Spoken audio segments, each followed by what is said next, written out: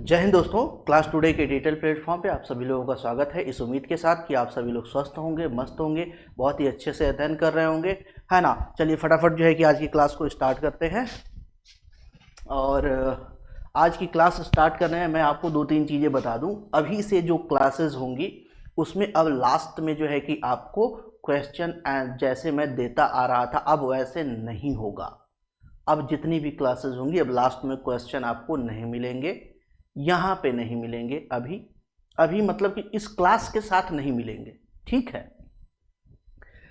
अब वो अलग से आपको एक फॉर्मेट में मिलेंगे जिसमें आपको 40 से 50 क्वेश्चन, लास्ट क्लास में भी मैंने आपको बताया था कि हमें क्या करना है वहाँ पे। तो वहाँ पे जो है कि मैंने बताया कि 40-50 क्वेश्चन का अलग से टॉपिक वाइज सेट लेके आऊँगा, जो आपको ऐप पे भी मिलेगा और यूट्यूब पे भी मिलेगा। तो वो टॉपिक वाइज जो है कि चीज़ें आपको मिलेंगी। यहाँ पे जो क्लासेस होंगी वो सिर्फ और सिर्फ आपको जो है कि सिर्फ और सिर्फ वो आपको क्या होगा, किस फॉर्मेट में मिलेगा, तो क्लास के फॉर्मेट में मिलेगा। सिर्फ क्लास के फॉर्मेट में आपको मिलेगा। अब क्वेश्चन आंसर उसमें नहीं रखेंगे, ठीक है। उसको हम बाद में अलग से जो है कि कराते चलेंगे, ठीक है। चलिए लास्ट जो है कि हमने देखा था क्लास जो इससे पहले हमने जो है कि देखा था वो आपका ईवीएस का देखा था। ये आपका सीडीबी पैडागॉजी का है और सीडीबी पैडागॉजी आपका CTET first and second paper दोनों के लिए है।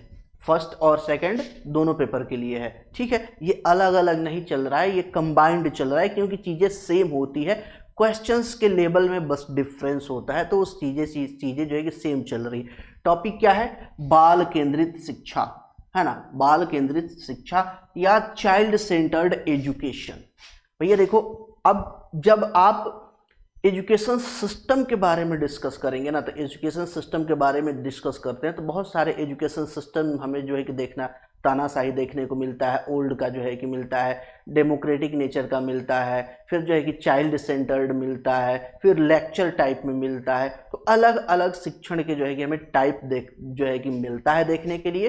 तो उतना हमें डिटेल में नहीं जाना है। जो हमें क्वेश्चन मतलब कि जो हमारे सिलेबस में है हम सिर्फ उसी पे पॉइंट वाइज फोकस कर रहे हैं। अलग से फालतू की चीज़ों पे बहस करने की कोई ज़रूरत नहीं है। टॉपिक वाइज हम बात कर रहे हैं और उसी पे हम बात करेंगे, ठीक है। क्योंकि हमारे पास इतना ज़्यादा टाइम नहीं है, क्रैश कोर्स टाइप का चल रहा है, तो उसी के अकॉर्डिंग हम लोग चलेंगे, ठीक है। अब बाल केंद्रित शिक्षा का मतलब क्या हुआ? बाल केंद्रित, देखिए अब मुख्य तौर पर देखा जाए ना, मुख्य तौर पर देखा जाए तो 3 तरीके से बांटा जाता है। अगर सेंट्रलाइज्ड वे में देखा जाए तो एक टीचर सेंटर्ड एजुकेशन सिस्टम, एक होता है करिकुलम सेंटर्ड एजुकेशन सिस्टम, दूसरा होता है चाइल्ड सेंटर्ड एजुकेशन सिस्टम। तो ये 3 तरीके से जो है कि रखा गया है, अलग अलग टाइम पे अलग अलग चीज़ें रखी गई हैं। लेकिन अब जो है कि मेन इंपॉर्टेंट चीज़ रखा गया है, वो रखा गया है क्या? चाइल्ड को रखा गया है। चाइल्ड को सेंटर में रखा जाता है, उसी के अकॉर्डिंग सारी चीज़ें जो है कि चलती रहती है। जैसे आप इसको और अच्छे से अगर मैं आपको बताना चाहूँ तो बता सकता हूँ कि जैसे पहले क्या होता था, पहले जो है कि जब आधुनिकता नहीं आई थी, तो आधुनिकता आने से पहले सेंटर जो रिलीजियन होता था, रिलीजियन सेंटर में होता था, बाकी सारी चीज़ें उसके इर्द गिर्द घूमती थी।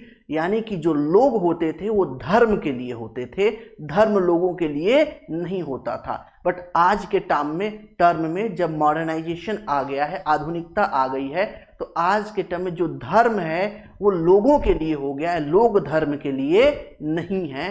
ये जो है कि आधुनिकता में चेंज आया है। वैसे ही सेम पहले जो बच्चे होते थे वो टीचर के लिए होते थे, आज के टाइम में देखा जाए तो टीचर बच्चे के लिए होता था। पहले गुरुकुल हुआ करता था, तो गुरुकुल में लोग अपने बच्चों को ले जाते थे, ले जाके छोड़ देते थे, कहते थे कि बस आज से मेरा बच्चा आपका हुआ, आप जो मर्जी वो करो, जैसे मर्जी वैसे करो, जैसे मर्जी वैसे सिखाओ, जैसे मर्जी वैसे रखो, जैसे पढ़ाना चाहते हो वैसे पढ़ाओ, है ना।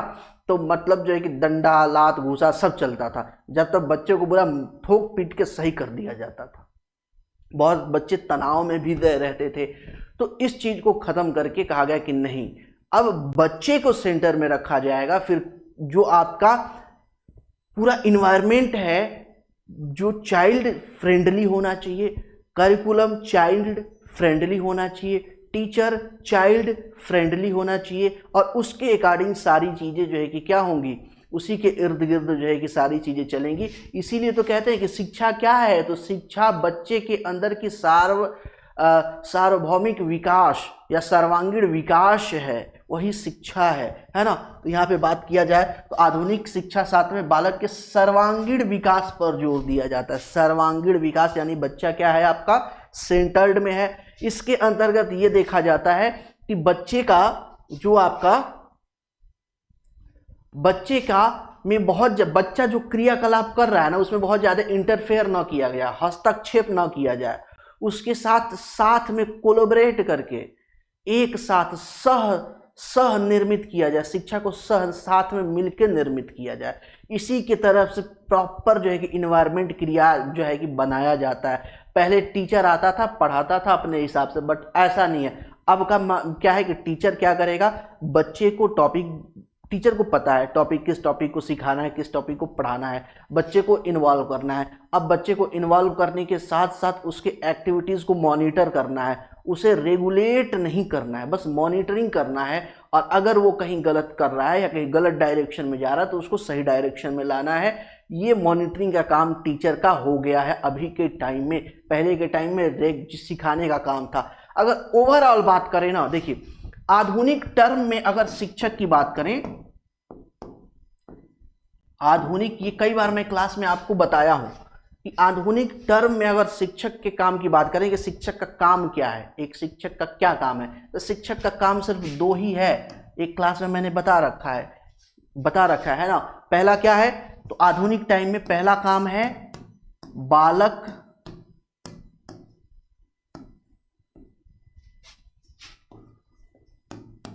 को समझना।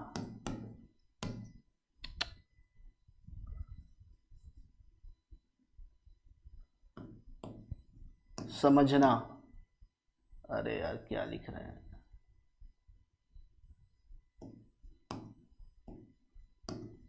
बालक को समझना, उसकी प्रॉब्लम्स को समझना, उसकी कंडीशंस को समझना, उसकी फिजिकल जो है कि स्ट्रेंथ, उसके मेंटल स्ट्रेंथ, उसके इंटरेस्ट को समझना, ये टीचर का काम रह गया।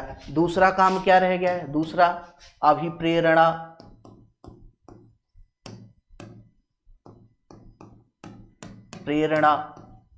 उसे अंदर से प्रेरित कर देना पढ़ने के लिए। ये दो ही काम आज की जो है कि चाइल्ड सेंटर्ड जो है कि एजुकेशन में दो काम टीचर का बस बच गया है। ठीक है, इसी के अकॉर्डिंग टीचर को सब कुछ करना पड़ता है, सारी चीजें अरेंज करनी पड़ती है उसको, जो है कि एक साथ बालक के साथ जो है कि बच्चे के साथ जो है कि बैलेंस बिठा के क्या करना है कि अपना काम करना है ना, बैलेंस जो है कि बिठा के काम करना है।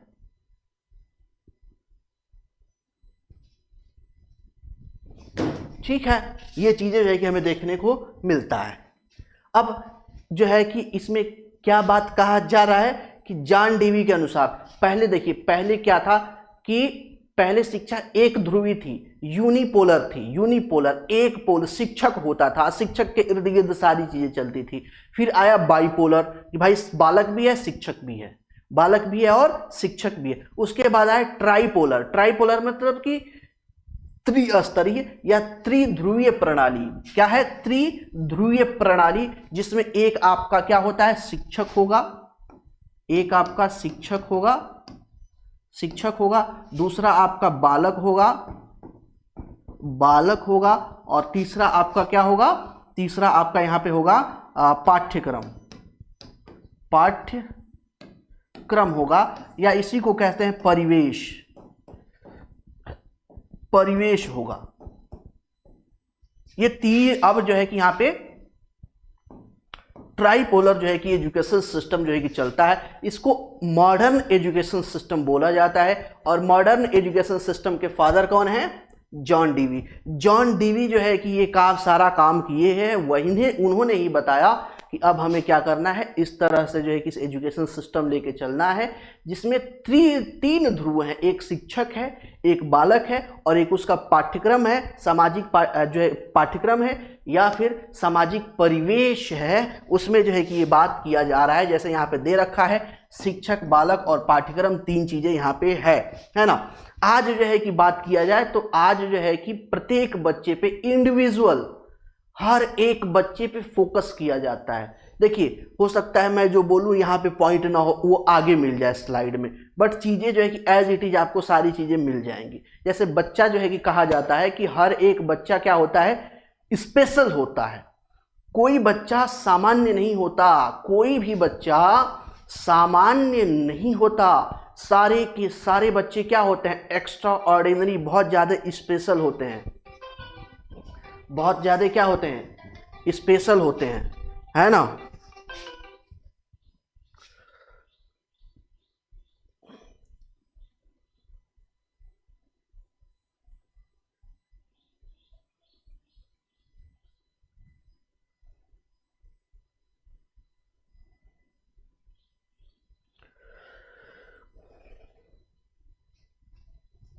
ठीक है, तो बात किया जा रहा है कि हर एक बच्चा क्या होता है, बहुत ज्यादा स्पेशल होता है। तो बहुत ज्यादा स्पेशल होता है, तो इस क्रम में जो है कि क्या होता है कि बच्चे को, टीचर को क्या चाहिए कि बच्चे को समझे। बच्चा स्पेशल होता है, इंडिविजुअल स्पेशल होता है, एक दूसरे से भिन्न होते हैं। तो बच्चे को समझना, उसके इंटरेस्ट को समझना, उसकी जो है कि क्षमताओं को समझना, उसकी रुचियों को समझना और उसे प्रेरणा देना, उसे सामाजिक स्ट्रक्चर को समझना, उसकी आवश्यकताओं को समझना और उसी के अकॉर्डिंग उसको क्या करना, बिहेव करना, और उसी के अकॉर्डिंग क्या करना, पाठ्यक्रम का निर्माण करना। यहाँ पे जैसे दे रखा है बालक देखा जाए तो बालक तीन बुद्धि के होते हैं, मंद बुद्धि, है ना, सामान्य बुद्धि और कुशाग्र बुद्धि। तीन तरह के बुद्धि के बच्चे होते हैं और तीनों तरह के बच्चों को एक साथ जो है कि लेकर चलना होता है टीचर को। तो उसी अकॉर्डिंग सारी चीजें क्या करनी पड़ती है, डिजाइन करनी पड़ती। आज प्रत्येक बालक की ओर विशेष रूप से ध्यान दिया जाता है। क्यों इंडिविजुअल, मैंने बताया। मंदबुद्धि और प्रतिभाशाली बालकों के लिए शिक्षा का विशेष पाठ्यक्रम देने का प्रयास किया जाता है। बालकों की प्रवृत्ति, रुचि, क्षमताओं ऑलरेडी टीचर क्या करेगा, उसे और इन सबको जानने के लिए टीचर के पास क्या होना चाहिए, मनोविज्ञान की समझ होनी चाहिए, मनोविज्ञान की समझ होनी चाहिए, है ना। सभी बालक परस्पर एक दूसरे से भिन्न होते हैं, बता दिया मैंने। अतः शिक्षक हर एक विद्यार्थी की विशेषताओं पर ध्यान दे और उसके लिए प्रबंध करे। ये भी मैंने बता दिया कि इंडिविजुअल, व्यक्ति विशेष की विशेषताओं को जानिए। हर एक बच्चा क्या होता है, स्पेशल होता है। बाल केंद्रित शिक्षा में इस बात का महत्व नहीं कि शिक्षक कितना ज्ञानी और आकर्षक है ना। देखिए, बाल जो चाइल्ड सेंटर्ड एजुकेशन है, चाइल्ड सेंटर्ड एजुकेशन में इस बात का बहुत ज्यादा इंपॉर्टेंस नहीं है कि जो टीचर है उसके पास कितना ज्यादा नॉलेज है, कितना स्मार्ट दिखता है, कितना गुड लुकिंग है, ये सब मैटर नहीं करता है। मैटर ये करता है कि वो बच्चे के जो डेवलपमेंट है, ऑलराउंड डेवलपमेंट, वो कितना सही तरीके से जो है कि कर पा रहा है। उसकी जो पर्सनालिटी है, उसकी पर्सनालिटी वो कितने अच्छे तरीके से निखार पा रहा है, ये सारी चीजें। यानी कि कहने का मतलब क्या है कि पहले एजुकेशन आपकी प्रक्रिया, प्रोसेस बेस्ड थी, है ना। क्या थी, पहले एजुकेशन प्रोसेस बेस्ड थी। आज की एजुकेशन आउटपुट बेस्ड है। आउटपुट बेस्ड है मतलब कि क्या आपने रिजल्ट दिया कि नहीं दिया। बच्चे में जिस एम के साथ करिकुलम बनाया गया था क्लास वाइज, क्या वो एम फुलफिल हुआ कि नहीं हुआ, आउटपुट आया कि नहीं आया। अगर आउटपुट नहीं आया तो आपके टीचर होने का या आपकी जो सैलरी दी गई या आपने जो मेहनत किया उसकी कोई वैल्यू नहीं है। कहने का मतलब सीधा सीधा ये है यहाँ पे, ठीक है।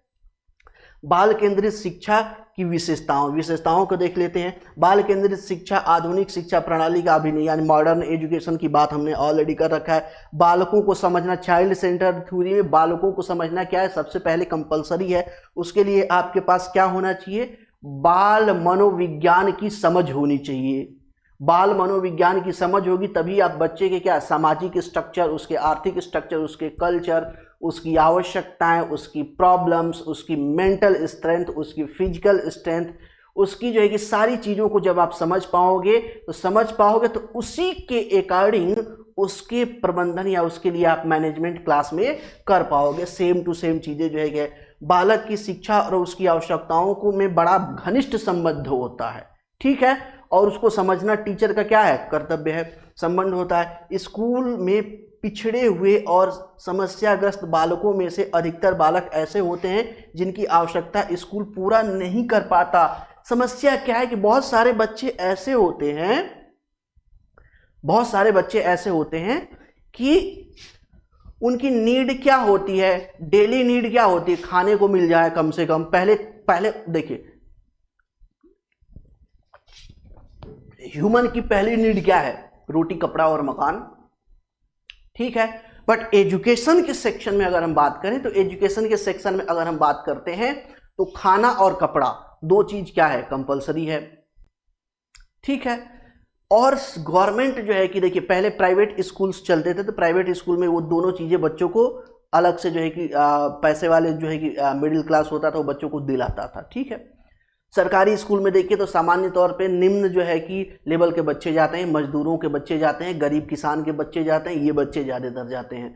तो इनके पास जो है कि प्रॉपर खाने की कोई सुविधा नहीं होती है, ड्रेस नाम की चीज़ कोई होती नहीं, इनमें इन्फीरियरिटी कम्प्लेक्स आ जाता है। वो देख रहा है बेचारा कि यार ये प्राइवेट स्कूल वाला सूट बूट कस के बिल्कुल ड्रेस में बढ़िया से एकदम बैग वैग लेके मस्त बिल्कुल डांस करते हुए जा रहा है, ये बेचारा जो है कि झोला लटकाया हुआ है, फटा कपड़ा जो है कि पहना हुआ है।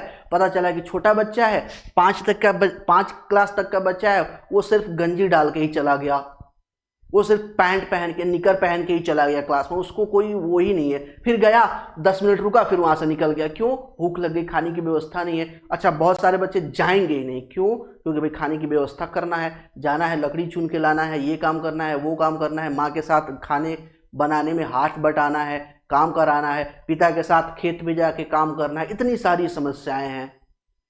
सरकार ने इस समस्याओं को देखा और इसी बेस पे सारा जो है कि मैनेजमेंट जो है कि सरकार ने शुरू की। पहले देखिए कि उन्हें बुक देना स्टार्ट किया, फिर उनको ड्रेस देना स्टार्ट किया, फिर उनको जो है कि देखेंगे क्या किया, उनको प्रॉपर जो है कि मिड डे मील टाइप का जो है कि एक भोजन देना भी प्रारंभ किया कि हम आपकी जो बेसिक समस्याएं हैं उसको हम सॉल्व कर दें।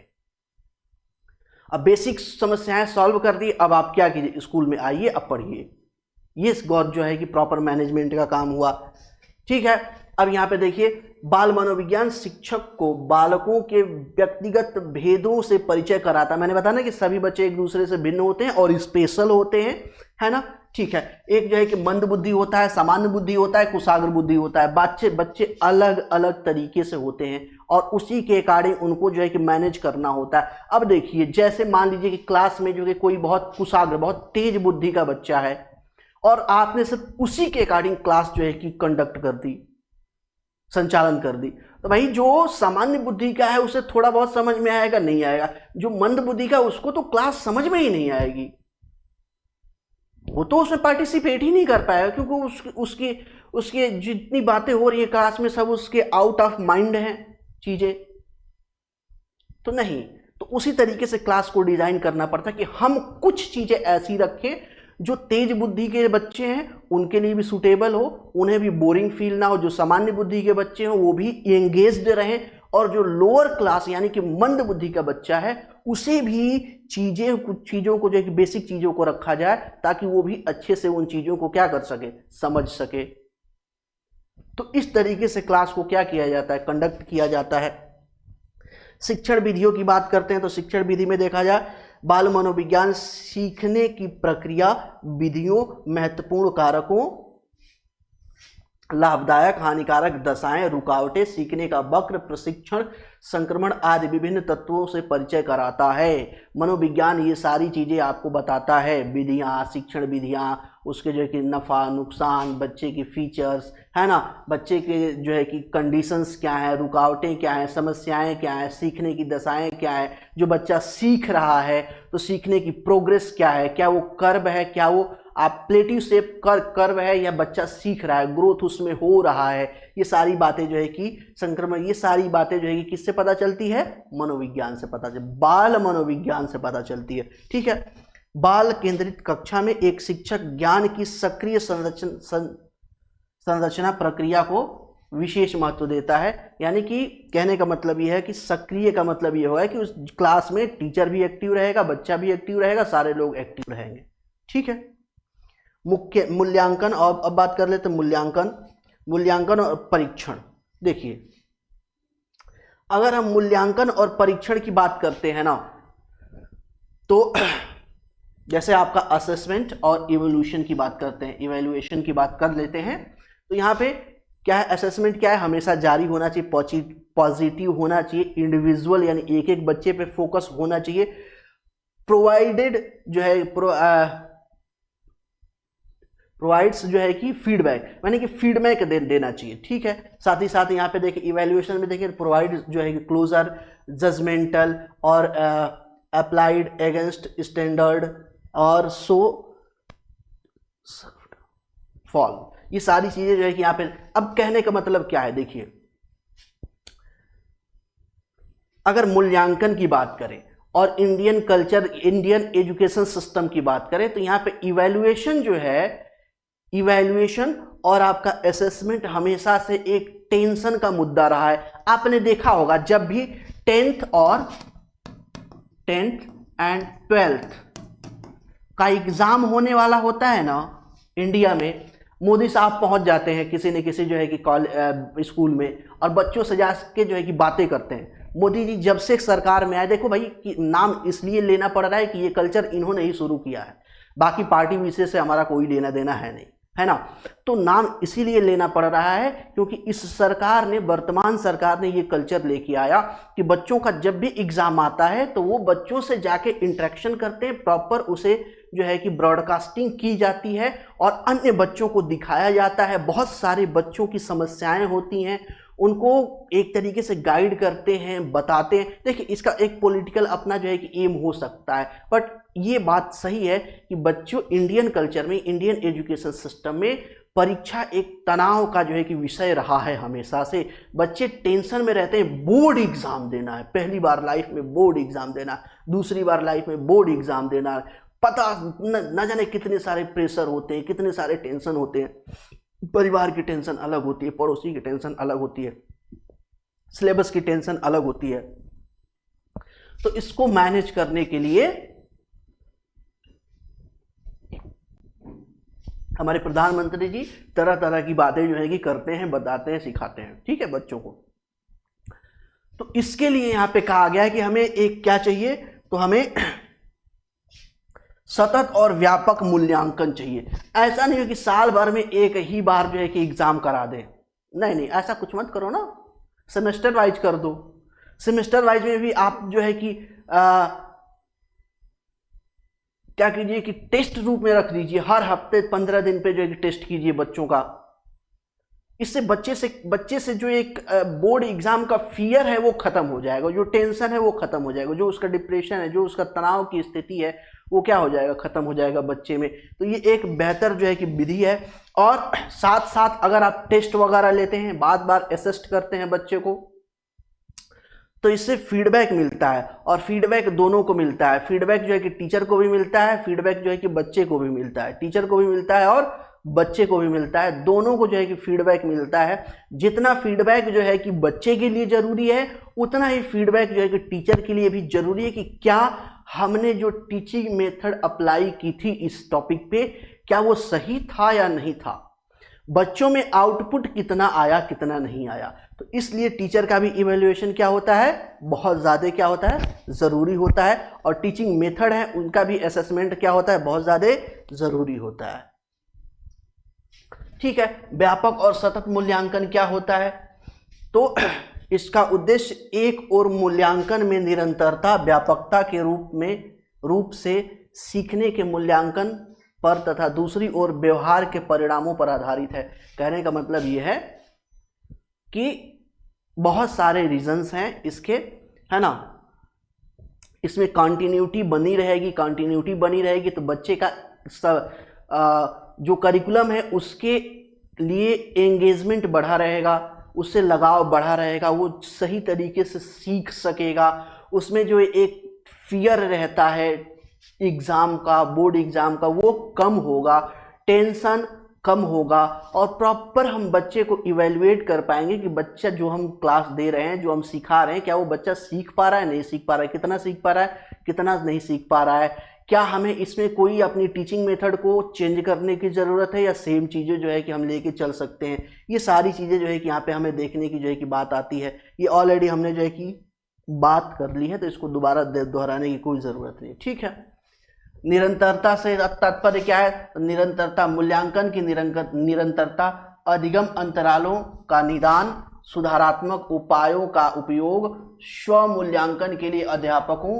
और छात्रों का साक्ष्य, फीडबैक, प्रतिपुष्टि क्या है जरूरी है। अब निरंतर मूल्यांकन करेंगे तो इससे हमें बच्चे की जो है कि कंडीशन के बारे में भी पता चलेगा, बच्चे किस जो है कि लेवल का है पता चलेगा, बच्चा जो है कि कितना समझ पा रहा है पता चलेगा, और हमारा जो इवेल्युएशन यानी कि हम जो टीचिंग मेथड यूज कर रहे हैं उसका भी इवेल्युएशन प्रॉपर चला जाएगा। इसमें फीडबैक बहुत ज़्यादा क्या है, कंपलसरी चीज़ है ना। फीडबैक क्या है, बहुत ज़्यादा कंपलसरी चीज़ है।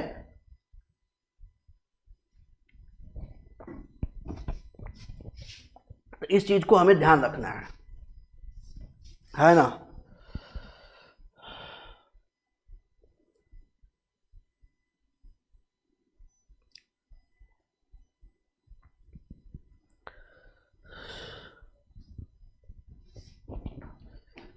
ठीक है, दूसरा पद व्यापक। व्यापक मतलब कि व्यापकता से क्या मतलब है कि ऐसा नहीं है कि हम क्लास में जो पढ़ा रहे हैं, सिलेबस पढ़ा रहे, देखो सिलेबस और करिकुलम अलग है। सिलेबस जो पढ़ा रहे हैं सिर्फ उसी का टेस्ट लें, नहीं भाई, एक्स्ट्रा को करिकुलम एक्टिविटीज है उसका भी टेस्ट लें। चार्ट मेकिंग प्रतियोगिता कराएं, रंगोली मेकिंग प्रतियोगिता कराएं, निबंध की प्रतियोगिता कराएं, है ना, गायन की प्रतियोगिता कराएं, अंताक्षरी कराएं, गेम कराएं, खेल कराएं, गेम कबड्डी कराएं, क्रिकेट कराएं, फुटबॉल कराएं, इनकी भी जो है कि इवेल्युएशन करें।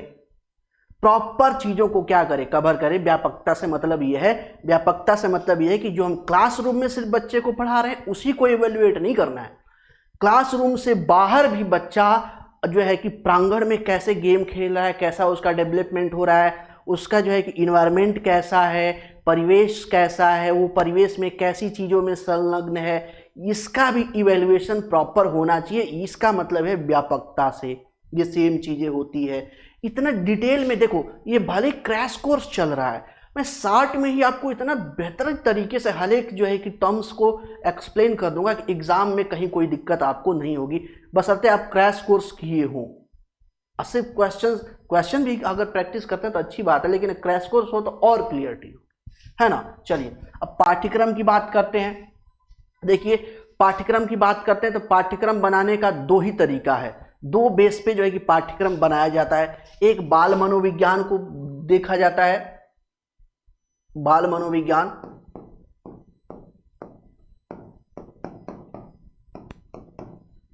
मनोविज्ञान की बात करते हैं, बाल मनोविज्ञान की बात करते हैं। दूसरा जो है कि और बालक की आवश्यकता,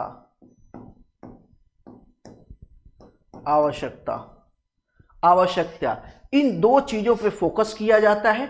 इन दो चीजों पे फोकस करके ही पूरे सिलेबस को पूरे करिकुलम को डिजाइन किया जाता है। जैसे समाज और व्यक्ति की आवश्यकता को पूरा करने के लिए स्कूल पाठ्यक्रम का विकास किया जाता है। व्यक्तिगत भिन्नताओं को ध्यान में रखा जाता है, प्रेरणा उसमें रखा जा ऐसी चीजें रखी जाती है आपके करिकुलम में कि उसमें प्रेरणादायक स्टोरी हो, कविता हो, कोई ब्रेवनेस की चीजें हो, है ना। और वैल्यू, जो सोशल वैल्यूज हैं उसको डेवलप करने के लिए चीजें रखी जाती है, सिद्धांत जो है कि चीजें रखी जाती हैं। देखो अब ये आवश्यकता, देखिए यहाँ पे आवश्यकता, सिर्फ मैंने आवश्यकता लिखी है।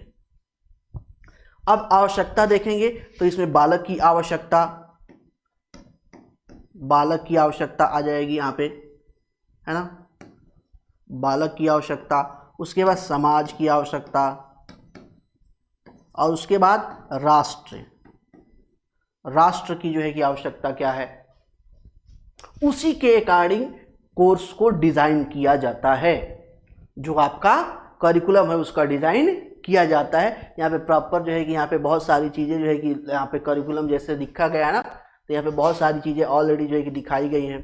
तो देखो इतना जो है कि टेंशन में नहीं जाना है, 3-4 चीजों पे ही फोकस किया जाता है। उन्हीं के अकॉर्डिंग जो है कि आपको करिकुलम को डिजाइन किया जाता है और उसी के अकॉर्डिंग उसको फॉलो किया जाता है ना। बाल केंद्रित शिक्षा में इस बात पर बल दिया जाता है कि क्रियात्मक होने के लिए प्रत्येक पाठ्यक्रम एक समुचित मनोवैज्ञानिक आधार हो स्थापित हो। देखो भैया, ये पहले ही मैंने आपको बता दिया है, तो इतना डिटेल में जाने की जरूरत नहीं है, यहाँ पे मैंने ऑलरेडी आपको चीज़ें बता दे रखी है। ठीक है, व्यवस्थापन और अनुशासन, ये बहुत ज़्यादा इंपॉर्टेंट चीज़ है। डिसिप्लिन व्यवस्थापन और डिसिप्लिन की बात कर लेते हैं। बाल केंद्रित शिक्षा के अंतर्गत कक्षा व विद्यालय में अनुशासन और व्यवस्था बनाए रखने के लिए बाल मनोविज्ञान का सहारा लेना चाहिए। लेकिन आजकल के बच्चे इतने ज्यादा खतरनाक हो रहे हैं भैया, आपका सारा बाल मनोविज्ञान फेल कर देंगे वो, है ना। वो सीधे जो है कि 5G मोड में आ रहे हैं और फिर उन्हें टैकल करना क्या हो जा रहा है, मुश्किल हो जा रहा है। तो बाल मनोविज्ञान को जो है कि सहारा लेना चाहिए, जिससे हम उन्हें अच्छे से टैकल कर पाए। डिसिप्लिन बहुत ज़्यादा ज़रूरी है, डिसिप्लिन बहुत ज़्यादा ज़रूरी है। मैंने आपको बताया, क्या बताया, कि discipline is a universal principle. Discipline जो है कि ब्रह्मांड का नियम है, ब्रह्मांड का नियम। इसीलिए हमारे लिए डिसिप्लिन क्या है, बहुत कंपलसरी है। और लव जो है कि आपकी यूनिवर्सल लैंग्वेज है, ब्रह्मांड की जो है कि भाषा है। ब्रह्मांड का कोई ऐसा जीव नहीं होगा जो आपके लव की भाषा, प्रेम की भाषा न समझता हो। सबको समझ में आती है ना, सबको समझ में आती है। ठीक है, जितनी चीजें आपको दिख रही हैं सब में डिसिप्लिन है। मौसम देखिए, एक डिसिप्लिन में चलता है। सनराइज सनसेट एक डिसिप्लिन में होता है। अर्थ की मूवमेंट एक डिसिप्लिन में होता है। सोलर सिस्टम में जितनी एक्टिविटीज हो रही हैं वो एक डिसिप्लिन में होता है। यूनिवर्स में जितनी चीज़ें हो रही हैं वो डिसिप्लिन में होता है। देखो भैया, डिसिप्लिन है तभी मून जो है कि अर्थ का चक्कर लगाता है, और अर्थ जो है कि सन की जो है कि चक्कर लगाती, और सन जो है कि आपका गैलेक्सी का चक्कर लगाता है, और गैलेक्सी जो है कि आपकी जो आपका यूनिवर्स है, यूनिवर्स में जो है कि मूव करती जा रही है। ये सब डिसिप्लिन है, नियम है, एक तरीके से सब एक दूसरे पे क्या है, आबद्ध है ना। चलिए, व्यवहार भिन्न भिन्न व्यक्तियों के भिन्न भिन्न प्रेरणाओं के कारण होते हैं। कहने का मतलब सिर्फ इतना है कि जितने बच्चे हैं उन बच्चों के जो है कि व्यवहार डिफरेंट होते हैं, अलग अलग व्यवहार होते हैं, और उस अलग अलग व्यवहार होने के लिए अलग अलग एजेंट होते हैं, अलग अलग कारक होते हैं, उसकी प्रेरणाएं अलग अलग होती हैं, उनकी आवश्यकताएं क्या होती हैं, अलग अलग होती है, तो व्यवहार भी क्या होता है, अलग अलग होता है। सिंपल सी बात है। ठीक है, प्रयोग व अनुसंधान, कहने का तात्पर्य यह है कि एक टीचर का कर्तव्य है कि जब वो क्लास रन कराए तो उसमें एक ऐसा इन्वायरमेंट क्रिएट करे कि बच्चा खुद से जो है कि एक्सपेरिमेंट करके जो है कि शोध मतलब खोजकर्ता की तरह जो है कि सक्रिय खोजकर्ता की तरह ज्ञान का उत्सर्जन करे, है ना, ज्ञान का अर्जन करे। ठीक है, ये चीजें जो है कि यहाँ पे बताई गई है। बाल केंद्रित शिक्षा में बालक को प्रयोग एवं अनुसंधान को उन्मुख करने के लिए बाल मनोविज्ञान का सहारा लेना चाहिए, वैसा एनवायरनमेंट क्रिएट करना चाहिए। नई नई परिस्थितियों और नई नई समस्याओं को उनके सामने क्या करना है, जैसे क्लास है, क्लास में बच्चे के सामने नई नई समस्याओं को, नई नई प्रॉब्लम्स को, नई नई क्वेश्चंस को रखना चाहिए, बच्चे को उसमें एंगेज करना चाहिए। अगर बच्चे के लिए वो प्रॉब्लम ज़्यादा बड़ी हो जाए तो उसको थोड़ा सा इजी कर दीजिए। ये सारी चीज़ें क्या होंगी, चलती रहेंगी, है ना। क्लास में समस्या समाधान का निदान और निराकरण, अगर क्लास में कोई समस्या आ गई, किसी बच्चे की कोई समस्या है, तो टीचर को चाहिए कि पहले, अच्छा यहाँ पे 2 स्टेप आ जाते। पहला स्टेप कि अगर किसी बच्चे में कोई समस्या आ गई क्लास में, है ना, समस्या आ गई, तो पहले तो कोशिश कीजिए कि उसके आसपास उसके जो फ्रेंड सर्किल है उन्हीं से उस समस्या का समाधान कराया जाए। बच्चों के अंदर से ही निकलवाया जाए कि हाँ भाई बताओ ये समस्या है, ये समाधान कैसे होगा, ये प्रॉब्लम है, सॉल्व कैसे होगा। जैसे कोई क्वेश्चन है बच्चा नहीं कर पा रहा है, उसे प्रॉब्लम आ रही है, भाई उसके आसपास देखो, भाई हाँ बताओ भाई, कौन बताएगा, क्या आप इसे सॉल्व कर पाएंगे, नहीं कर पाएंगे। फिर जब जो है कि हो सकता है कोई इर्द गिर्द उसके सहपाठियों में से बता दे, बच्चे से पूछे समझ में आया, नहीं आया, आया ठीक है, ठीक है, एक बार हम समझा दे रहे हैं अच्छे से चीज़ों को, और अच्छे से हम जो है कि क्या करें, बता दे रहे हैं। तो इस तरीके से उसका क्या करेंगे, उसकी समस्या का निराकरण कर देंगे, तो बच्चे का जो है कि डेवलपमेंट क्या होगा, अच्छा होगा, बच्चे अच्छे से सीखेगा, ये सारी चीज़ें सही तरीके से होंगी। बाल केंद्रित शिक्षण के सिद्धांत, अब सिद्धांतों की बात कर लेते हैं कि बाल केंद्रित शिक्षण के कौन कौन से सिद्धांत हैं। सिद्धांत की बात करें तो अभिप्रेरणा का सिद्धांत, प्रिंसिपल ऑफ मोटिवेशन, ठीक है। तो प्रिंसिपल ऑफ मोटिवेशन में क्या होगा, प्रिंसिपल ऑफ मोटिवेशन में आप बच्चों को अच्छी अच्छी प्रेरणादायक कहानियां सुना सकते हैं, महापुरुषों की कहानियां सुना सकते हैं, उनकी जीवनी सुना सकते हैं, कोई अच्छी घटना सुना सकते हैं, कोई जो है कि अच्छा इंसिडेंट या नाटक, उन्हें जो है कि नाटक वगैरह भी करवा सकते हैं, ड्रामा वगैरह भी करवा सकते हैं। साथ ही साथ वैज्ञानिक योगदान आदि जो है कि, यानी कि वैज्ञानिकों के बारे में बात करके उनके अंदर उनके मस्तिष्क को एक वैज्ञानिक सोच दे सकते हैं। तो इस तरीके से आप जो है कि बच्चों को अंदर से प्रेरित कर सकते हैं कि बच्चा स्वतः ही सीखने और पढ़ने के लिए क्या हो जाए, आतुर हो जाए। ये प्रिंसिपल है। कथा कहानियों के माध्यम से बालकों को प्रेरित किया जा सकता है। व्यक्तिगत अभिरुचि का सिद्धांत, यानी कि कहने का मतलब वही है कि हर एक बच्चा एक दूसरे से भिन्न होता है और एक दूसरे से विशेष होता है, तो इस विशेषता को समझना, उसकी आवश्यकता को समझना, उसकी रुचि को समझना और उसके अनुसार जो है कि उसके साथ व्यवहार करना, उसी के अनुसार जो है कि उसे टास्क देना, उसके डेवलपमेंट के लिए क्या है, अच्छा है। एक बच्चे का पढ़ने में मन नहीं लग रहा है, जैसे तारे जमीन पे मूवी था, तारे जमीन पे मूवी था, उसमें जो है कि अवस्थी था ना, बच्चा अवस्थी था, उसे पढ़ने में प्रॉब्लम होती थी, बट वो एक्स्ट्रा को करिकुलम एक्टिविटीज में बहुत अच्छा था, पेंटिंग बहुत अच्छा जबरदस्त बनाता था। तो ठीक है ना, पता चल गया ना उसका इंटरेस्ट पेंटिंग में है, कोई बात नहीं, उसे उस सेक्टर में लेके जाइए, उस सेक्टर में लेके जाएंगे। उसके बाद धीरे धीरे पीछे से क्या कीजिए, पीछे से उसका जो क्लास की जो चीज़ें हैं, जो अन्य चीज़ें हैं, सिलेबस की चीज़ें हैं, उसको भी मॉनिटर करते रहिए, उसे भी सिखाते रहिए थोड़ा थोड़ा, तो बच्चे का डेवलपमेंट अच्छा हो जाएगा। भाई आमिर खान उसमें आते हैं तो अदर टीचर से वो डिफरेंट इसीलिए तो होते हैं कि वो बच्चे के प्रॉब्लम को क्या करते हैं, समझते हैं, बच्चे को इंटरेस्ट को जानते हैं कि भाई बच्चे का प्रॉब्लम क्या है, कि बच्चे को जो है कि शब्दों को समझने में दिक्कत हो रही है, कोई बात नहीं, इसे सॉल्व करेंगे। अच्छा बच्चे का इंटरेस्ट कहाँ है, तो इंटरेस्ट ये है कि उसे पेंटिंग में अच्छा जो है कि काम करता है, चलो तो ठीक है, पेंटिंग की तरफ मूव करा, इनोवेटिव माइंड है, साइंटिफिक माइंड है, उधर लेके चलते हैं और धीरे धीरे धीरे धीरे धीरे धीरे वो जो क्लास की और पढ़ने लिखने की चीजें वो सिखाते रहते हैं, तो वही बच्चा आगे चल के क्या होता है, बहुत ज्यादा इंटेलिजेंट बन जाता है। तो यही चीज यहाँ पे बात की जा रही है ना।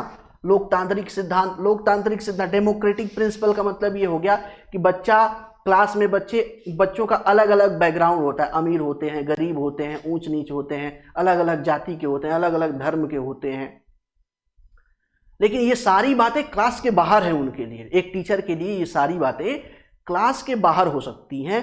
क्लास के अंदर जब बच्चा आ गया तो वो बच्चा चाहे कहीं का भी हो, उसका बैकग्राउंड कोई भी हो, वो टीचर के लिए इक्वल होना चाहिए, उसमें कोई भेदभाव नहीं करना चाहिए, ना ऊंच नीच में, ना लड़के लड़की में, ना जात पात में, ना धर्म में, किसी भी चीज़ में भेदभाव नहीं करना चाहिए, सारे बच्चों को इक्वली ट्रीट करना चाहिए।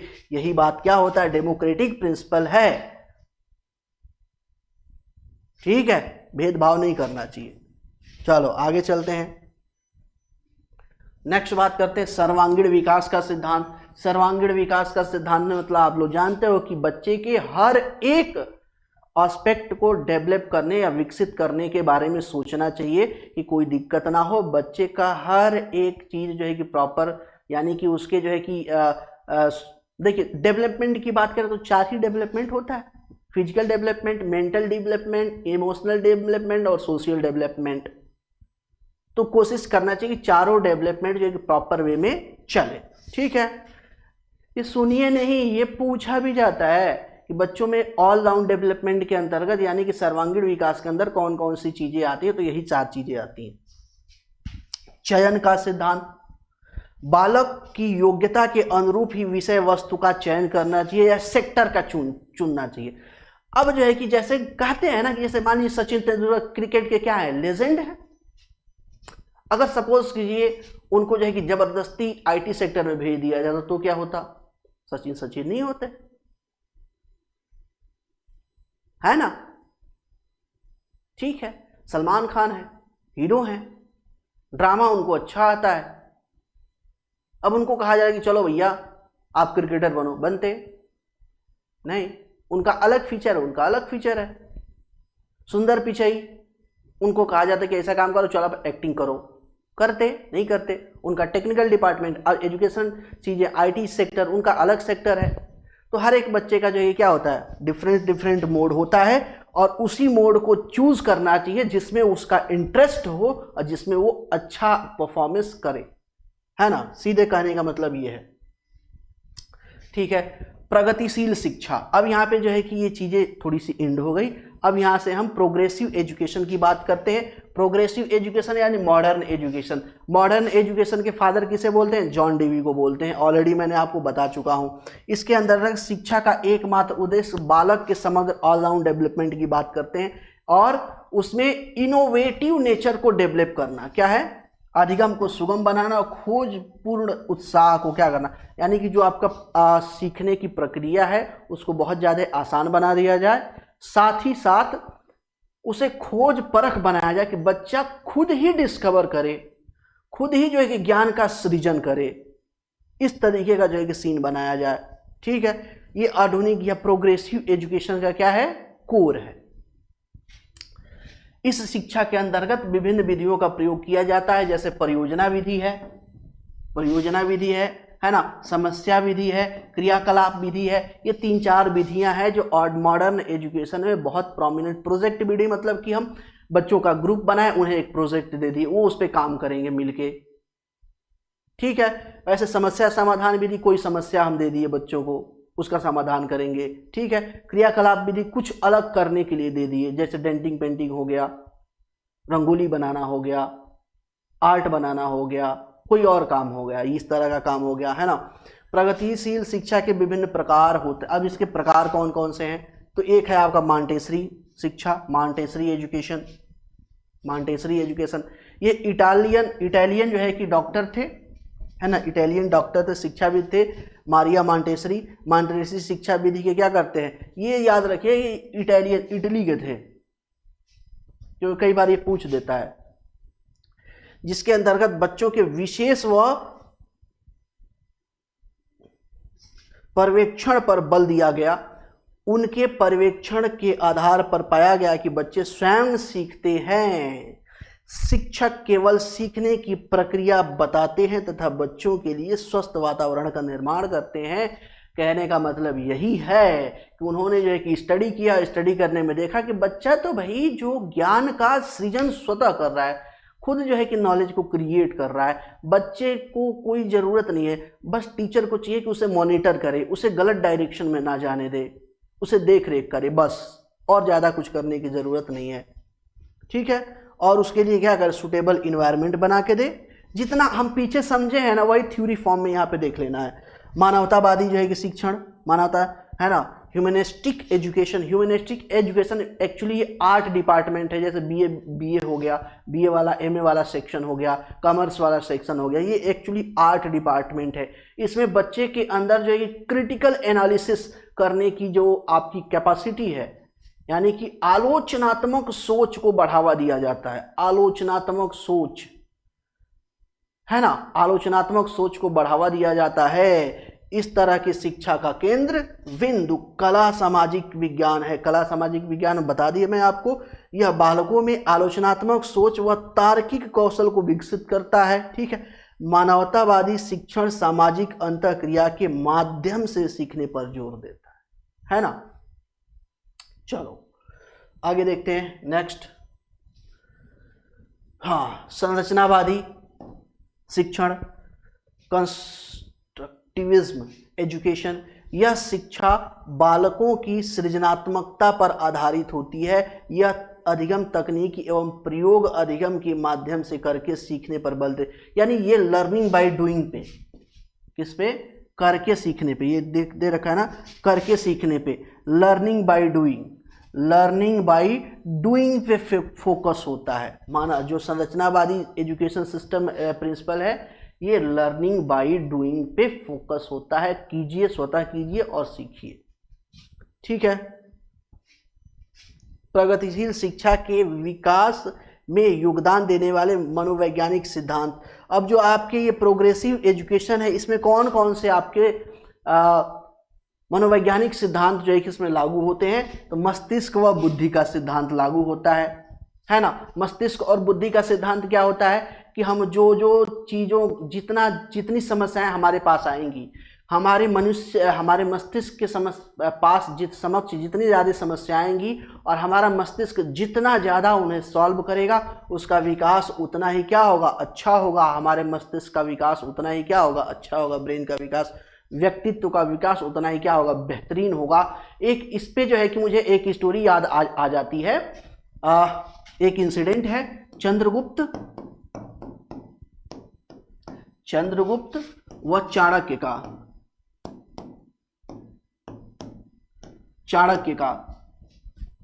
जब चाणक्य को धनानंद ने अपने दरबार से बेइज्जत करके भगा दिया, वहीं पे धनानंद प्रण लेता है कि मैं अपनी चुटिया तब तक नहीं बांधूंगा जब तक को धनानंद को राजगद्दी से उठा के फेंक नहीं दूंगा। और इस क्रम में उसे क्या चाहिए था? बच्चा चाहिए था, एक ऐसा व्यक्ति चाहिए था जिसे वो राजा बना सके। मिलता है कौन? चंद्रगुप्त को शिक्षा देता है और ये बताता है कि धनानंद को अपदस्थ करना है, राजगद्दी से हटाना है, मेरे अपमान का बदला लेना है। और ये बदला लेने के लिए तुमको एक कवच और कुंडल चाहिए, क्योंकि एक ऐसा आइलैंड है उस पे एक स्पेशल कवच और कुंडल है, जो उस कवच और कुंडल को पालेगा उसे कोई हरा नहीं सकता है युद्ध में। ठीक है। तो उसके लिए क्या कहता है कि उसके लिए जब एजुकेशन पूरा हो जाती है चंद्रगुप्त की, तो चंद्रगुप्त को जो है कि उसे कवच कुंडल लेने के लिए 2 टीम बनाई जाती है ना। एक राजकुमार आंभिक की टीम बनाई जाती है, एक चंद्रगुप्त की टीम बनाई जाती है। दोनों टीम को भेजा जाता है कि आप कवच कुंडल हासिल करके लाइए। अंततः जो है कि चंद्रगुप्त कवच कुंडल लेके आता है। लेके आने के बाद जो है कि उसे ऐसा लगता है कि अब तो हम क्या हो गए, बहुत ताकतवर हो गए, हमको कोई हरा नहीं सकता। तुरंत जो है कवच कुंडल धारण करता है और कहता है कि अब हम चलते हैं धनानंद को मारे। चाणक्य रोकता है, कहता है कि देखो भैया, ये कवच कुंडल पा गए हो लेकिन तुम धनानंद को नहीं मार पाओगे। क्यों? आपने तो कहा था कि अगर जो ये कवच कुंडल पा जाएगा उसको कोई मार नहीं सकता है, उसे कोई युद्ध में हरा नहीं सकता है, फिर ऐसा क्यों बोल रहे हैं कि धनानंद को मैं हरा नहीं पाऊंगा? तब चाणक्य कहते हैं कि देखो, इस कवच कुंडल में कोई शक्ति नहीं है। ध्यान से सुनिएगा, बहुत कमाल की बात बताते हैं। कहते हैं कि इस कवच और कुंडल में कोई भी खास बात नहीं है, इसमें कोई भी पावर नहीं है।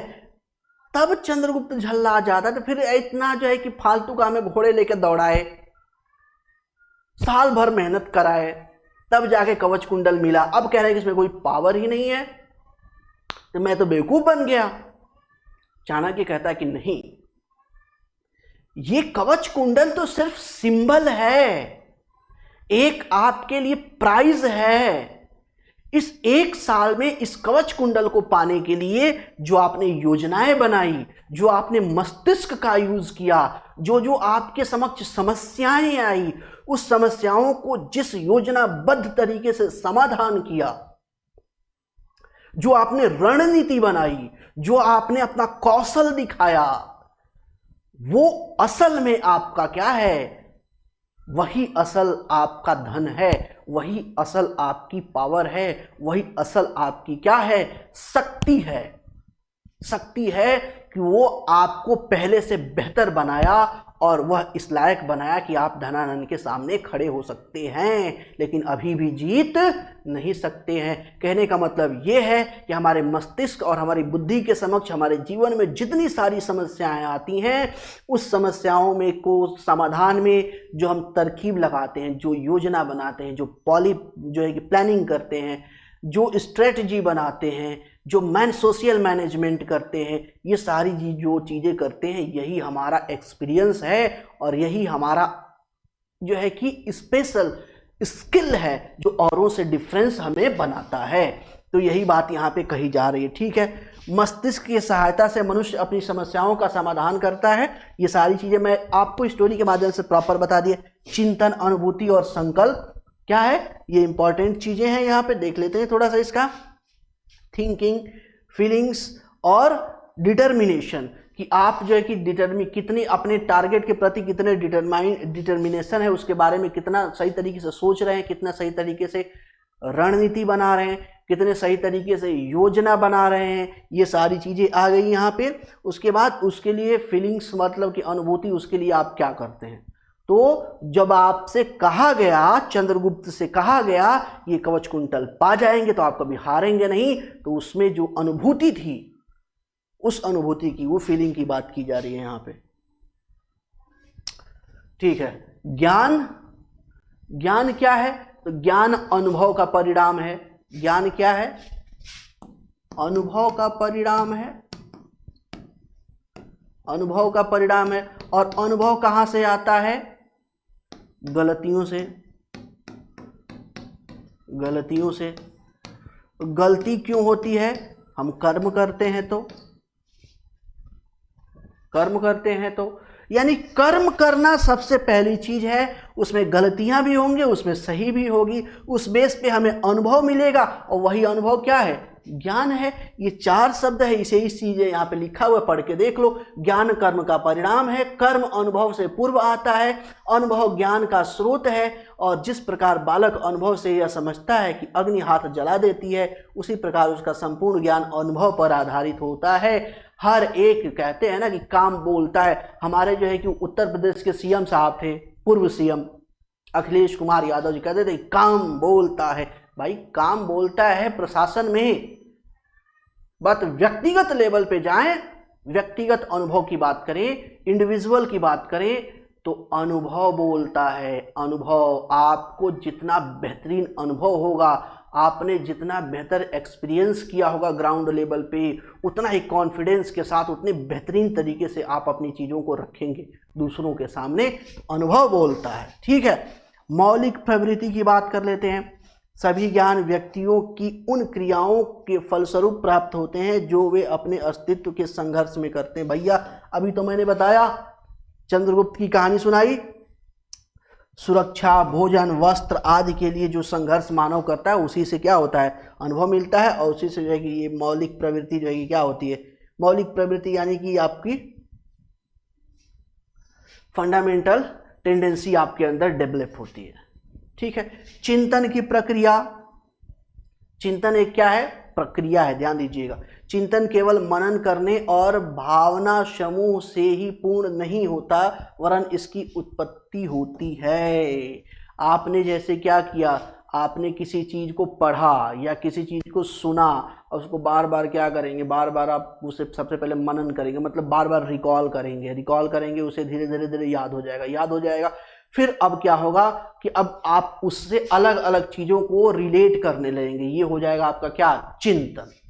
ठीक है, यदि मनुष्य की क्रिया सरलता पूर्वक चल, देखिए अब क्या होती है कि जो ह्यूमन लाइफ है, ह्यूमन लाइफ है, तो ह्यूमन लाइफ जब इजी वे में चलती रहती है ना, हमारी और आपकी लाइफ इजी वे में चलती रहती है, तो हमें आवश्यकता फील नहीं होती। और आवश्यकता फील नहीं होती तो हम सोचना जो है कि क्या करते हैं, बंद कर देते हैं। और सोचना बंद कर देते हैं तो हमारा स्किल डेवलपमेंट अच्छा नहीं होता है, हमारा मेंटल डेवलपमेंट अच्छा नहीं होता है। यानी कि जिसके पास समस्याएं ज़्यादा, उसके पास आवश्यकताएं ज़्यादा, जिसके पास आवश्यकताएं ज़्यादा वो ज़्यादा सोचेगा, और जो ज़्यादा सोचेगा उसकी जो है कि अनुभव उतना बेहतर होगा, उतनी वो अच्छी प्लानिंग करेगा, उतनी अच्छी वो स्ट्रेटजी बनाएगा, और उतना ही अच्छा जो है कि वो सारी चीज़ें, उसका डेवलपमेंट वगैरह सारी चीज़ें होगा। जैसे अंबानी के बेटे हैं, अंबानी के बेटे की हर एक चीज़ क्या हो रही, ईजिली फुलफिल हो जा रही है, तो उनके पास ज्ञान वही होगा जो किताब में मिला है।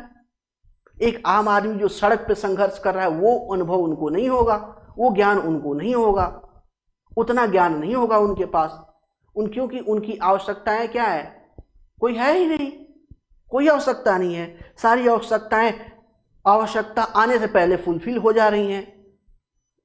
ठीक है, तो आवश्यकताएं, ठीक है। प्रगतिशील शिक्षा में इस बात पे जोर दिया गया है कि बालक को जो शिक्षा दी जा रही है वो मानसिक क्रियाओं के विभिन्न दशाओं के अनुसार हो, बच्चे के मेंटल स्ट्रेंथ के अकॉर्डिंग ही हो। ठीक है, प्रगतिशील शिक्षा का महत्व, अब महत्व देख लेते हैं यहाँ पे फटाफट। बालकों की शक्तियों का विकास, यानी कि बच्चे के अंदर जो आंतरिक शक्तियां हैं उनका क्या करना, ऑलराउंड डेवलपमेंट करना। अब इतना जो है कि आप इसको पढ़ लीजिएगा, है ना। चलिए आगे चलते। बालक स्वयं को करके सीखने पर बल देता है, बात सही हो। जॉन डीवी की शिक्षा पद्धति में प्रोजेक्ट प्रणाली का विकास हुआ। प्रोजेक्ट, जॉन डीवी जो है कि प्रोजेक्ट प्रणाली के क्या हैं, फादर हैं, उन्होंने डेवलप किया है, इसको याद रखिएगा। इसके अंतर्गत बालकों को ऐसे कार्य दिए जाने चाहिए जिससे उनमें फुर्ती, आत्मविश्वास, आत्मनिर्भरता और मौलिकता का विकास हो। उस फुर्ती मतलब कि एक्टिविटी, वो ज़्यादा एक्टिव रहें। आत्मविश्वास, सेल्फ कॉन्फिडेंस उसका बिल्डअप हो। आत्मनिर्भरता जो है कि वो अपने आप ही सारी चीज़ें कर ले जाएं। मौलिकता मतलब कि अपनी सोच, खुद की चीज़ों को क्या करें, डेवलप करें। सामाजिक विकास का अवसर, ठीक है। शिक्षा बालक के लिए नहीं बल्कि बालक शिक्षा के लिए है, शिक्षा के लिए है। इसलिए शिक्षा का उद्देश्य ऐसा वातावरण तैयार करना जिससे बालक को सामाजिक विकास का पर्याप्त अवसर हो सके। कहने का मतलब ये हो गया कि टीचर करिकुलम का इतना जो है कि ये रिस्पॉन्सिबिलिटी है कि वो एक ऐसा इन्वायरमेंट क्रिएट करे जिसमें बच्चे का ऑल राउंड डेवलपमेंट बहुत अच्छे से हो सके। साथ ही साथ उसके जो सोशल वैल्यूज़ हैं, उसके जो कल्चरल वैल्यूज़ हैं, सोशल और कल्चरल वैल्यूज़ हैं, वो प्रॉपर वे में उसके अंदर विकसित हो पाए। ठीक है। और प्रजातांत्रिक, डेमोक्रेटिक जो है कि मूल्यों का क्या करना, डेमोक्रेटिक वैल्यूज़ का विकास करना। डेवलपमेंट ऑफ डेमोक्रेटिक वैल्यूज़, शांति, सद्भाव, बंधुत्व, नेशनलिटी, राष्ट्रीयता, इन सब का क्या हो, विकास हो। धर्मनिरपेक्षता का क्या हो, विकास हो। ऐसा इन्वायरमेंट क्रिएट करके बच्चे को दिया जाए। यहाँ पे है भेदभाव रहित हो। प्रगतिशील शिक्षा का उद्देश्य लोकतांत्रिक मूल्यों की स्थापना करना, शिक्षा के द्वारा भेदभाव मुक्त सहयोग की प्रवृत्ति यानी हेल्पिंग नेचर, बंधुत्व या भाईचारा, है ना, एंड की भावना को प्रोत्साहन देना तथा कार्य का स्वतंत्र वातावरण बनाने पर बल देना। ये ऑलरेडी बात हो चुकी है। डिसिप्लिन का विकास करना, डिसिप्लिन पे ऑलरेडी बहुत सारी चीज़ें बोल चुके हैं, अब यहाँ पे फिर नहीं बोलेंगे, है ना। विद्यालय में कार्यक्रमों का बालक के चरित्र निर्माण पर महत्वपूर्ण प्रभाव पड़ता है। अब देखिए जो कैरेक्टर बिल्डिंग है ना, कैरेक्टर बिल्डिंग भी जो है कि आपको क्लास में ही होता है, क्लास में ही होता है। उसके अकॉर्डिंग, यानी कि जो आपका कॉलेज है, विद्यालय है, स्कूल है, उसी में ही कैरेक्टर बिल्डिंग होता है। बच्चे के अच्छे तरीके से कैरेक्टर बिल्डिंग होता है, इसका इम्पैक्ट होता है। इसके लिए क्या करना है, सबसे पहले जो है कि 2-3 चीज़ें करनी है। सबसे पहले आपका क्या करना है, कॉलेज या स्कूल का इन्वायरमेंट बिल्कुल हेल्दी बना के रखना है। दूसरी चीज़ें, जो स्टाफ है, जो टीचर है, जो फैकल्टी है, उसके अंदर जो है कि जो रिलेशनशिप है, जो एक दूसरे से बिहेव है, वो हेल्दी बना के रखना है। अनहेल्दी नहीं बनाना है, अनहाइजीनिक नहीं बनाना है। कोई ऐसा जो है कि बिहेव शो नहीं करना है कि बच्चा अच्छा वो टीचर का ही मजा लेने लगे, ऐसा नहीं होना चाहिए। ठीक है। दूसरी चीज़ है, तीसरी चीज़ क्या है, तीसरी चीज़ आपको ऐसे जो है कि महान विभूतियों, कहानियाँ और जो है कि प्रेरणादायक जो है कि कविताएं और महापुरुष की कहानियाँ, वीर योद्धाओं की कहानियाँ और जो हमारे जो है कि वैज्ञानिक हैं उनकी कहानियाँ, जो सैनिक हैं उनकी कहानियाँ बच्चों को सुनाएं, उनको प्रेरणा दे। तो इस तरीके से करेंगे तो एक अच्छे कैरेक्टर की बिल्डिंग होगी। ठीक है। बालकों को एक ऐसा सामाजिक परिवेश दिया जाना चाहिए जिसमें प्रेरित हो गया। चलो ठीक है, अब बता खत्म करो, अब इसको एक ही चीज़ बार बार रिपीट नहीं करना है। प्राथमिक शिक्षा का सार्वभौमिकरण, ठीक है। पहले क्या था कि पहले बच्चे जो है कि प्रॉपर स्कूल नहीं जाते थे, अब नहीं जाते थे तो पहले सबसे पहले कंपलसरी कर दिया गया। कंपलसरी कर दिया गया मतलब कह दिया गया कि 6 से जो है कि 6 वर्ष से लेकर 14 वर्ष तक के बच्चों के लिए निःशुल्क व अनिवार्य शिक्षा होनी चाहिए। कहा गया, लिखित रूप में नहीं था, कहा गया। ठीक है, ये सारी बातें जो है कि लाई गई, यहाँ पे ऑलरेडी चीज़ें यहाँ पे दे रखी है ना। पहली से 8वीं तक निःशुल्क व अनिवार्य शिक्षा की बात की गई, 6 से जो है कि आपके 14 वर्ष तक निःशुल्क शिक्षा की बात की जाती है। ठीक है, और इसके लिए बहुत सारे कार्यक्रम चलाए गए, जैसे ऑपरेशन ब्लैक बोर्ड चलाया गया, न्यूनतम शिक्षा स्तर चलाई गई, मध्याह्न भोजन इस योजना चलाई गई, पोषाहार सहायता कार्यक्रम, जिला प्राथमिक शिक्षा कार्यक्रम, सर्व शिक्षा अभियान चलाया गया, कस्तूरबा बालिकाओं के लिए Kasturba Gandhi residential school system लेके आया गया है ना, विद्यालय प्राथमिक शिक्षा कोष लेके आया गया, और सार्वभौमिकरण करने की कोशिश की गई कि सभी बच्चों को स्कूलों से जोड़ा जाए। बट यहाँ पे समस्या आ गई। सर्व शिक्षा अभियान का जो है कि नारा क्या है, सब बढ़े और सब पढ़ें और सब बढ़े। याद रखिएगा, सब बढ़े और सब पढ़े। स्टार्ट कब किया गया था, 2002-1 के आसपास जो है कि यहाँ पे सर्व शिक्षा अभियान स्टार्ट कर दिया गया था। सब पढ़े सब बढ़े, सर्व शिक्षा अभियान का ये क्या है।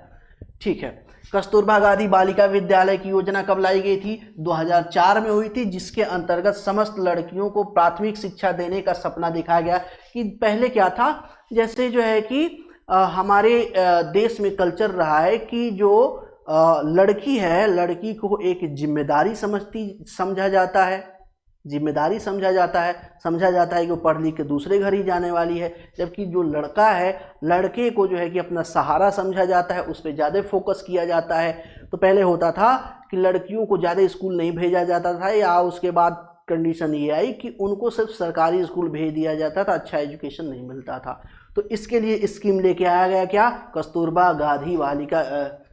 गांधी बालिका विद्यालय योजना लेके आई गई, जिसमें बालिकाओं के लिए कंपलसरी एजुकेशन का जो है कि सिस्टम लेके आया गया, और उन्हें जो है कि निःशुल्क शिक्षा का प्रावधान किया गया कि सबको जो है कि प्राथमिक शिक्षा जो है कि मिलनी चाहिए सर्व शिक्षा अभियान के तहत। बाद में इसे सर्व शिक्षा अभियान में ही इसे क्या किया जाता है, विलय। इस योजना को सर्व शिक्षा अभियान के साथ विलय हो गया, बाद में इसे विलय कर दिया जाता है। ध्यान रखिएगा इस चीज को। सर्व शिक्षा अभियान के लक्ष्य क्या थे, विद्यालय शिक्षा गारंटी का केंद्र, विद्यालय क्या होंगे, शिक्षा गारंटी के केंद्र होंगे। वैकल्पिक विद्यालय या विद्यालयों से वापस अभियान, विद्यालयों में वापस अभियान द्वारा 2003 तक सभी बच्चों को विद्यालय में लाना। लक्ष्य क्या था कि सभी बच्चों को सर्व शिक्षा अभियान का टारगेट क्या था कि सभी बच्चे को, चाहे वो किसी भी बैकग्राउंड का हो, उसका फैमिली बैकग्राउंड कोई भी है, उसकी जात पात कोई भी हो, उसका लिंग कोई भी हो, कैसा भी हो, सबको विद्यालय में लाना टारगेट था। इस चीज को ध्यान रखिएगा।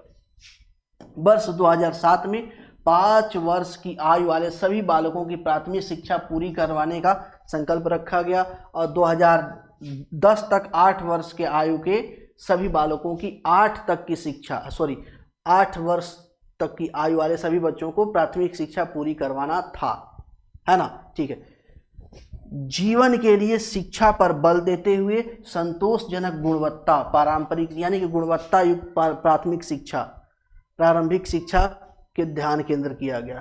ठीक है, क्वालिटी प्राइमरी एजुकेशन डिलीवर करने की बात की गई। ठीक है, चलिए ये ऑलरेडी आपको बता चुका हूं, इसको खत्म करते हैं। सर्व शिक्षा अभियान की उपलब्धियां क्या रही इसका। सर्व शिक्षा अभियान के अंतर्गत उन बस्तियों में नए स्कूल बनाने का प्रयास किया गया जहां बुनियादी स्कूली शिक्षा की सुविधा नहीं थी। कहने का मतलब ये हुआ कि अब उन प्लेसेस को आइडेंटिफाई किया गया जहां पे स्कूल की फैसिलिटी नहीं थी, वहां के बच्चों को दूर जाना पड़ता था शिक्षा के लिए, या शिक्षा के जो मेन स्ट्रीम है उससे वो जुड़ नहीं पाते थे। तो जुड़ नहीं पाते थे तो समस्या होती थी। तो इसके लिए जहां जहां भी शिक्षा का यानी विद्यालय नहीं था, वहां पे विद्यालय खोलना जो है कि एम इसका था। इसके अंतर्गत अतिरिक्त कक्षा, पीने का पानी, शौचालय का रखरखाव, स्कूल सुधार तथा अनुदान के माध्यम से वर्तमान स्कूलों की बुनियादी ढांचे में सुधार करना, यानी ओवरऑल इंफ्रास्ट्रक्चर डेवलपमेंट की बात की गई, आधारभूत संरचना के विकास की बात की गई कि क्या कहेंगे, विद्यालय बनाएंगे, विद्यालय ही नहीं बनाएंगे, उसमें शौचालय की व्यवस्था होगी, पीने की पानी की प्रॉपर जो है क्या होगी, व्यवस्था होगी, उसका रख रखाव क्या होगा, अच्छा होगा। स्कूल में सुधार यानी कि उसमें जो कमियां हैं, ब्लैक बोर्ड, चाक, डेस्क, चेयर, जिसकी कमियां हैं वो क्या की जाएगी, फुलफिल की जाएगी, और इसके लिए पैसा यानी ग्रांट दिया जाएगा। ठीक है, यह अभियान जीवन कौशल सहित गुणवत्ता युक्त प्रारंभिक शिक्षा उपलब्ध कराता है। चलो ठीक है, बात हो गई इसकी। ये देखिए, सर्व शिक्षा अभियान के तहत लड़कियों पे और विशिष्ट आवश्यकता वालों बच्चों पे विशेष ध्यान दिया गया, यानी कि जो आपके दिव्यांग लोग थे और लड़कियां थी उन पे विशेष फोकस किया गया। इस अभियान के अंतर्गत कंप्यूटर शिक्षा पर बल दिया गया, कंप्यूटर शिक्षा पर बल दिया गया। बच्चों की उपस्थिति आशाजनक करने के उद्देश्य से मध्याह्न भोजन जैसी योजना चलाई गई। अब मध्याह्न भोजन जैसी योजना में आगे चल के देखेंगे, है ना, यद्यपि सार्वभौमिक फलस्वरूप छोड़ देगा बच्चों की संख्या। देखिए, अब मध्याह्न भोजन योजना आई ना, तो मध्याह्न भोजन आई तो कुछ बच्चों को जो है कि स्कूल में लाया जा सका, फिर भी बहुत सारे बच्चे अभी स्कूल से नहीं जुड़ पाए, उसमें भी प्रॉब्लम थी। प्रॉब्लम क्या थी उसको थोड़ा आगे देखते हैं, है ना, आगे देखते हैं। तो आगे क्या देखते हैं, 2010 तक लक्षित था, लक्ष्य प्राप्त नहीं हुआ। ठीक है, तो आगे देखते हैं समस्या क्या थी कि जो मध्याह्न भोजन योजना चलाई गई, मध्याह्न भोजन योजना में सबसे पहले तो ये जान लीजिए, ये सबसे पहले प्रारंभ कहाँ पे हुई, तमिलनाडु में प्रारंभ होती है। आगे और डिटेल में इसे देख लेंगे, है ना। तमिलनाडु में प्रारंभ होती है और इसका लक्ष्य क्या था कि बच्चों को किसी न किसी माध्यम से क्या करना, स्कूल से जोड़ना। फिर भी 2010 तक ये अपना एम पूरा नहीं कर पाती है। प्राथमिक कक्षाओं में नामांकन में वृद्धि हो तथा स्कूल छोड़ने की प्रवृत्ति में कमी हो इत्यादि को ध्यान में रखते हुए स्कीम को शुरू किया गया था कि बच्चों का जो नामांकन है वो बढ़ जाए और साथ ही साथ जो बच्चे बार बार स्कूल छोड़ देते हैं उसकी प्रवृत्ति में क्या हो, कमी हो। अब इसकी विशेषताएं क्या थी, मध्याह्न भोजन योजना की विशेषताएं क्या थी।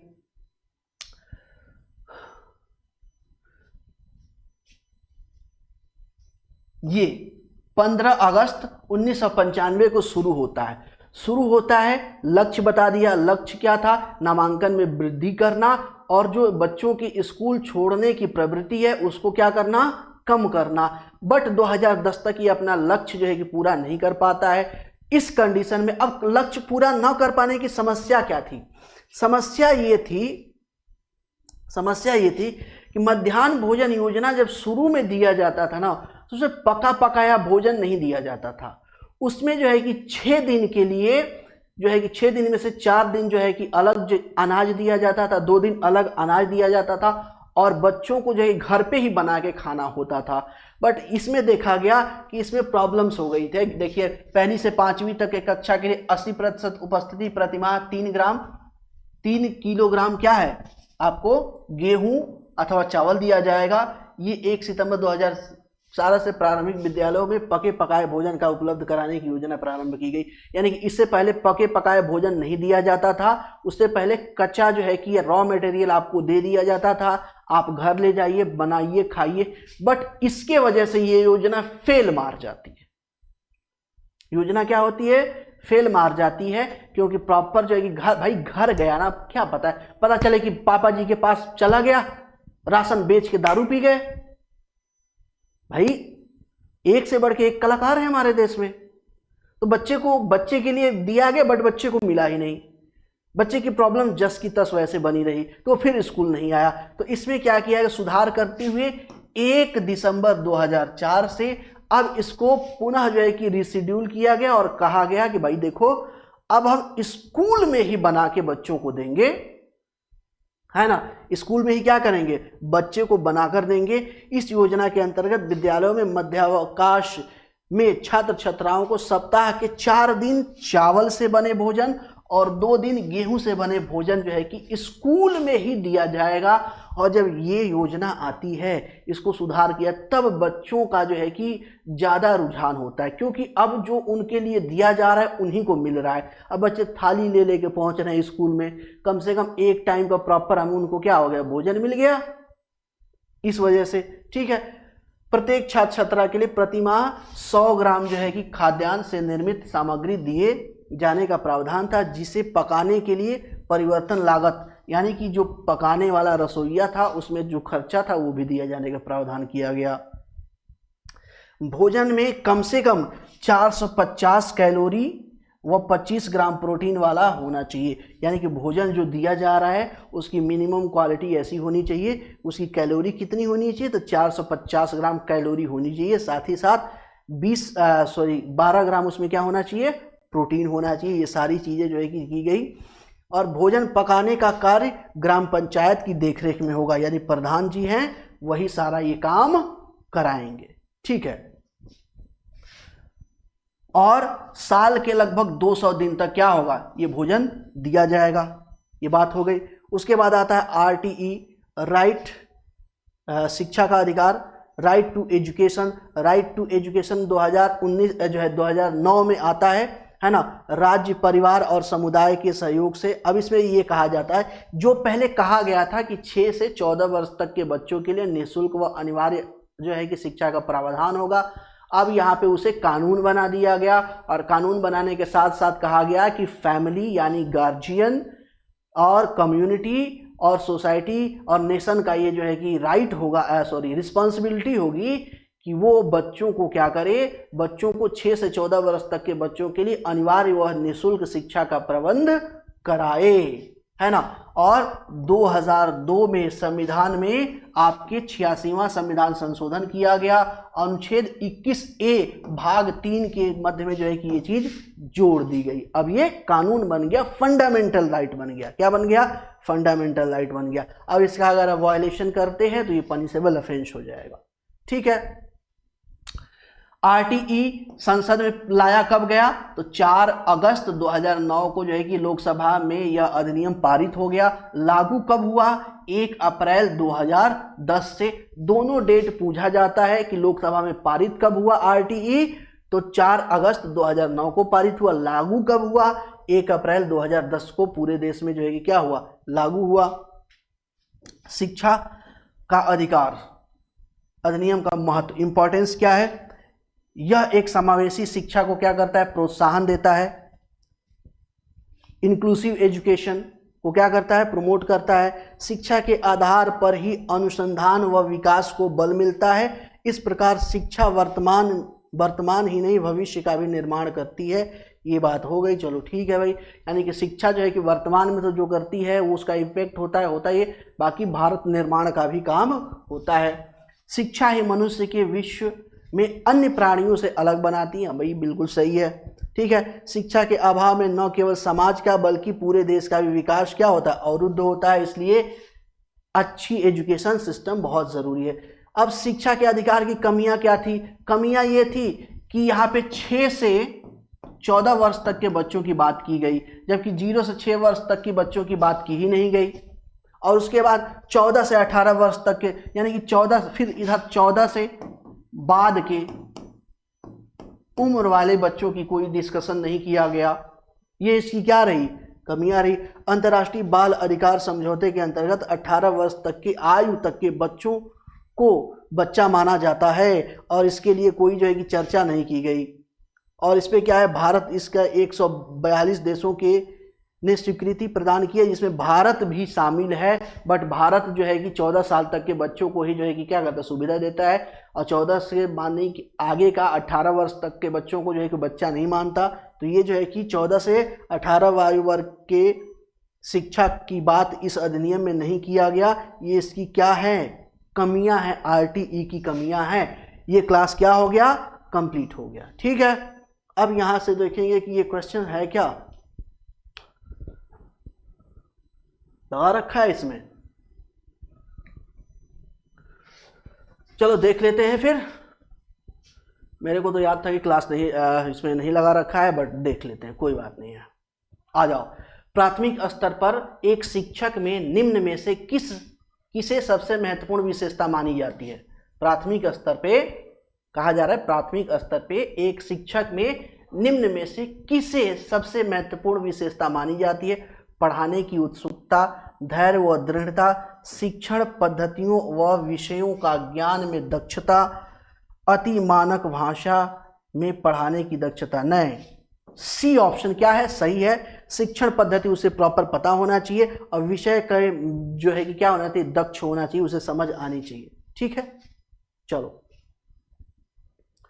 ये प्राइमरी चीज है। दूसरा क्वेश्चन नंबर दूसरा, शिक्षण से अधिगम पर बल देने वाला परिवर्तन हो सकता है। शिक्षण से अधिगम पर बल देने वाला परिवर्तन हो सकता है। क्या हो सकता है? परीक्षा परिणामों पर केंद्रित होकर, बाल केंद्रित शिक्षा पद्धति अपनाकर, रटने नहीं भैया, ये भी नहीं होगा। अग्र शिक्षण की तकनीकी, ऑप्शन नंबर 20 का करेक्ट होगा।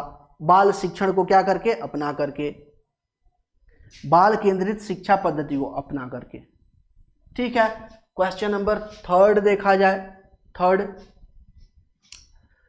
KM जो CBSE द्वारा अपनाया गया प्रगतिशील शिक्षण के प्रतिमान में बच्चों को समाजीकरण जिस प्रकार से किया जाता है, उससे अपेक्षा की जा सकती है कि वे समय नष्ट करने वाली सामाजिक आदतों और प्रकृति का त्याग करें तथा सीखने की किस प्रकार अच्छी श्रेणी पाई जा सकती है।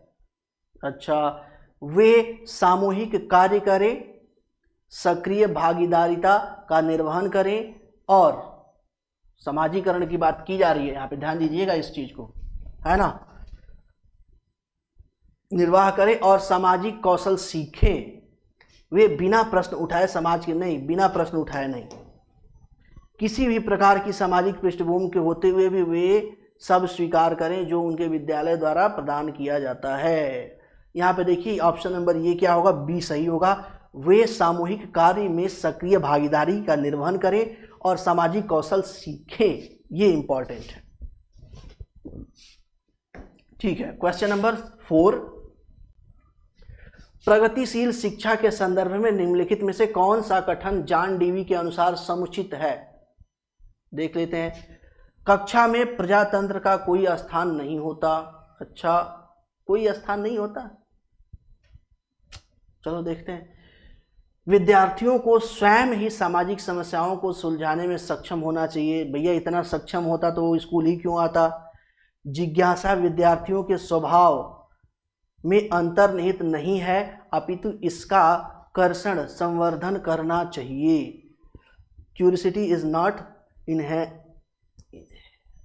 inherent in the nature of a student, but it should be nurtured, encouraged।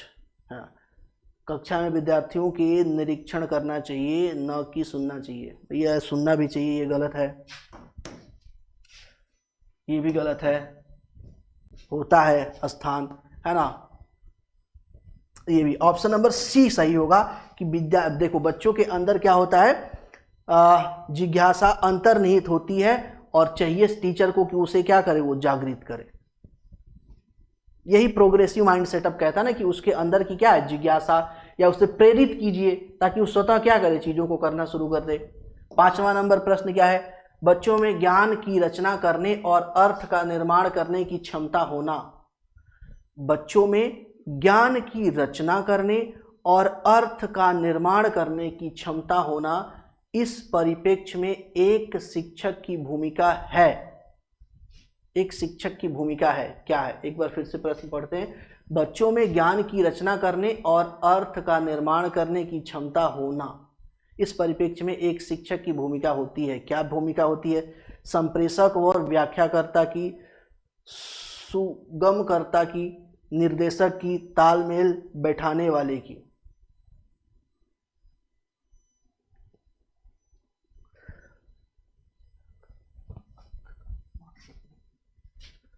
बच्चों में, ठीक है, निर्माण करने की क्षमता होती है।